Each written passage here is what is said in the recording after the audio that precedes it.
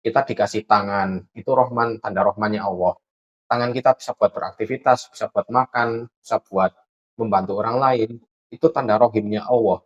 Jadi kita dikasih tangan itu tanda Allah Maha Pengasih, tangan kita bisa buat aktivitas, apalagi buat kebaikan, itu tanda rohimnya Allah.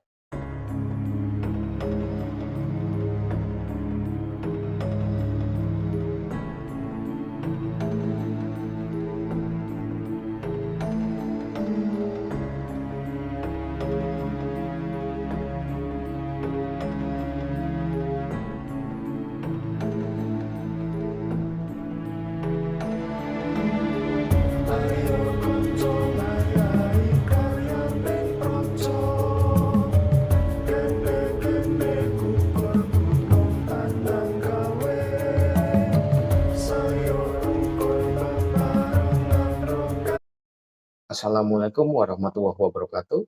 Salam rahayu untuk kita semua. Ya, kali ini sedulur kita akan membahas tentang kunci mempertajam dan mengasah mata batin kita. Nah, mempertajam dan mengasah mata batin kita ini bisa untuk yang sudah ya emang dasarnya emang punya bakat alami dari lahir maupun yang baru belajar untuk mengasah mata batin. Jadi bisa digunakan untuk orang yang emang udah bakatnya atau orang yang emang niatan mau belajar. Perlu diketahui bahwa mata batin, yang dimaksud mata batin itu bukan hanya sekedar penglihatan penglihatan batin kita melihat hal-hal gaib gitu, enggak.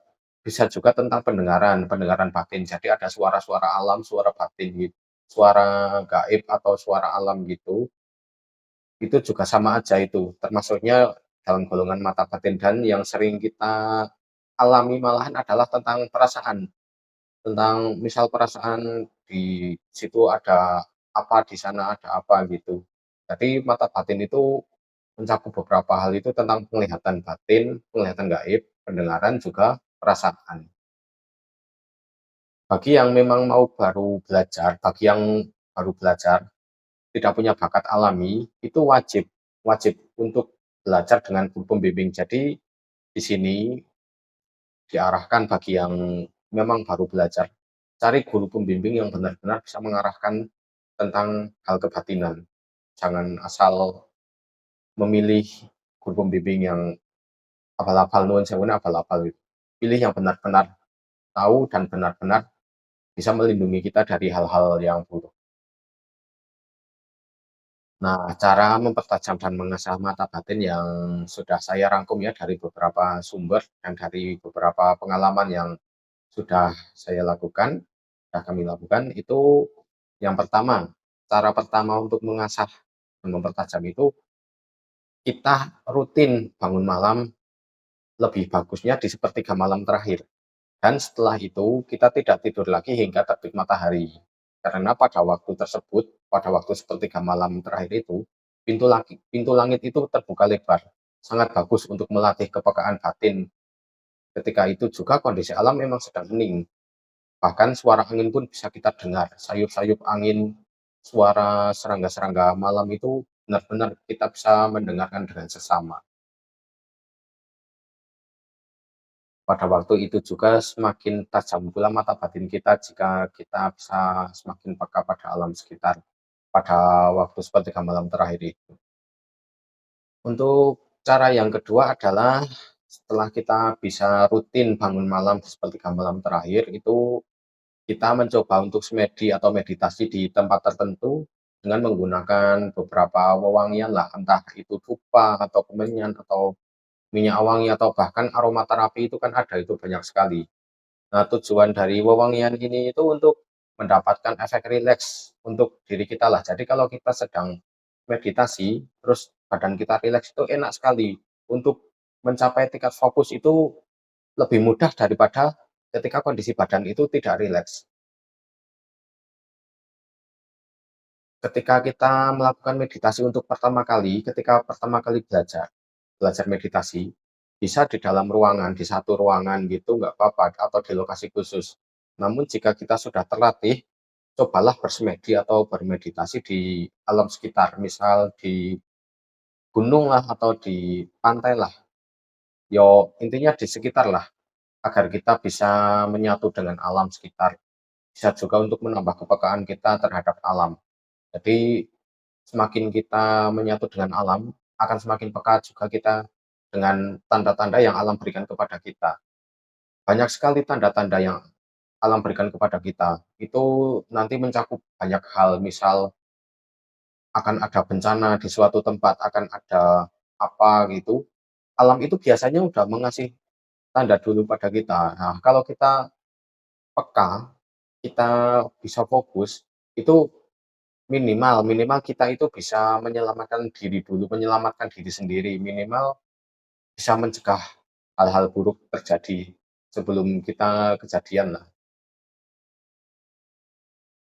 Cara yang selanjutnya atau yang ketiga adalah bersihkan pikiran dan hati dari pikiran-pikiran duniawi, apapun itulah, entah hutang, entah itu pekerjaan, entah itu keluarga, entah itu belajar atau kerja. Hilangkan semua dulu, bersihkan dulu pikiran dan hati kita dari hal-hal seperti itu. Pokoknya ketika kita mau bermeditasi, itu kita harus terlepas dari pikiran dan hati kita, itu harus benar-benar terlepas dari hal-hal keduniawan seperti itu.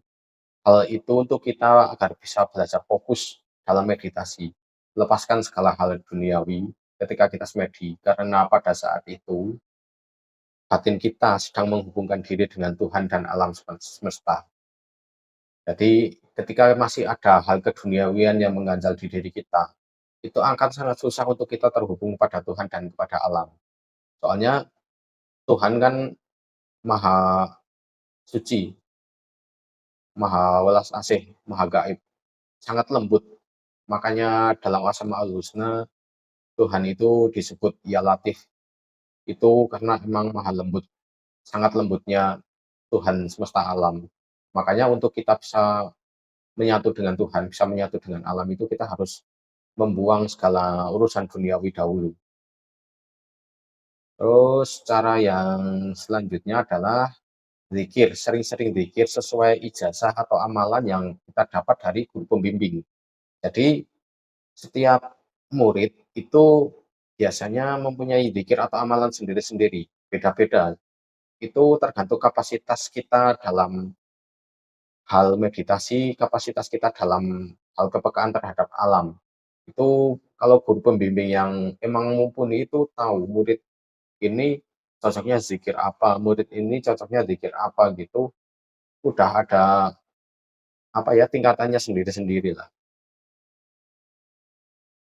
Untuk cara yang selanjutnya atau yang kelima adalah mengenali, merenungi diri sendiri supaya kita bisa mengenal Rohman dan Rohimnya Tuhan semesta alam.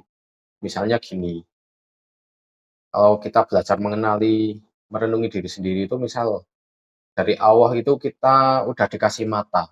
Itu kita dikasih mata itu tanda Rohmannya Allah, tanda pengasihnya Allah. Rohman kan Maha Pengasih, Maha Pengasihnya Allah itu kita dikasih mata. Lah Maha Rohimnya Allah, mata kita itu bisa buat melihat. Nah, itu tanda Rohman Rohimnya Allah itu. Itu dari hal seperti itu pun kita bisa mengenali, merenungi diri sendiri.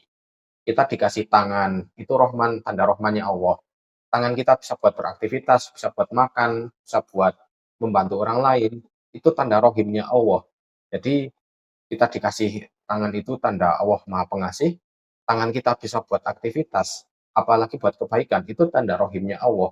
Bahkan ketika tangan kita atau mata kita melihat keburukan atau untuk berbuat buruk pun, itu masih Allah,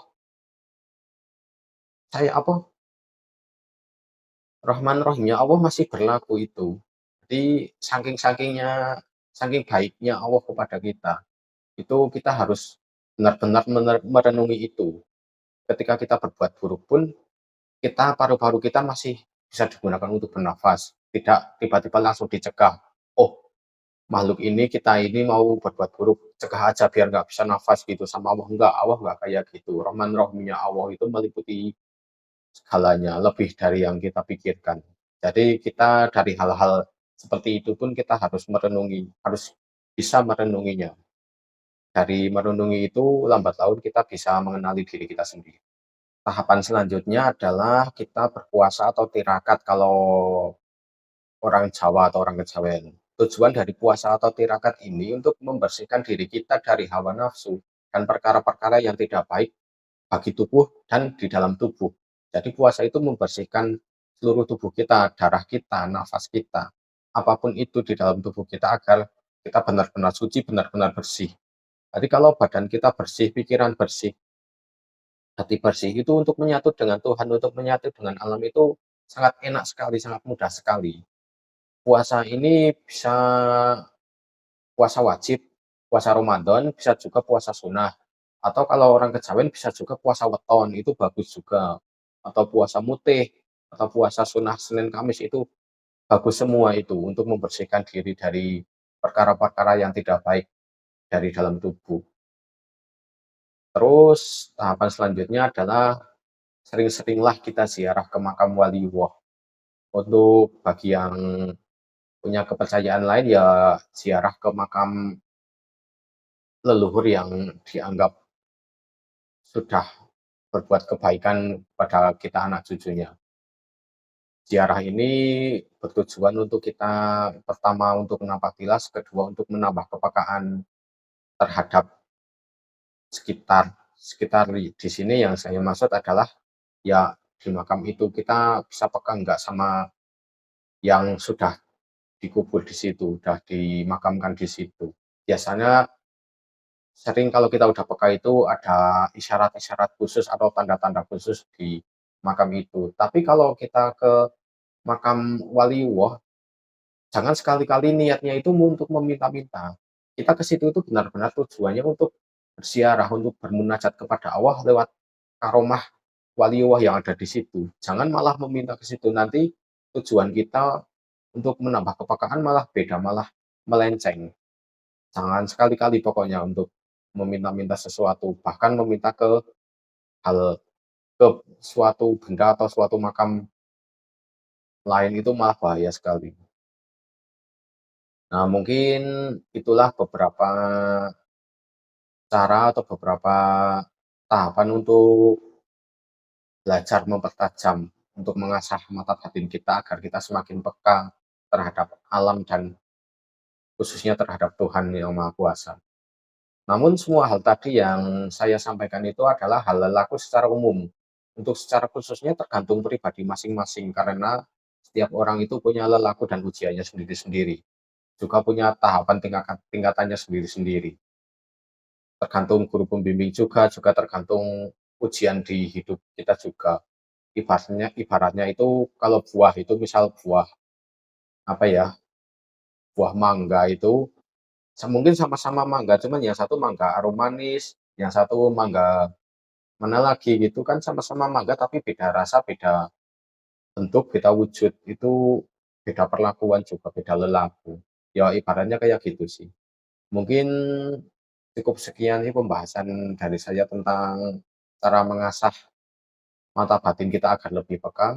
Mungkin kurang lebihnya mohon maaf. Cukup sekian dari saya. Wassalamualaikum warahmatullahi wabarakatuh. Salam rahayu untuk kita semua.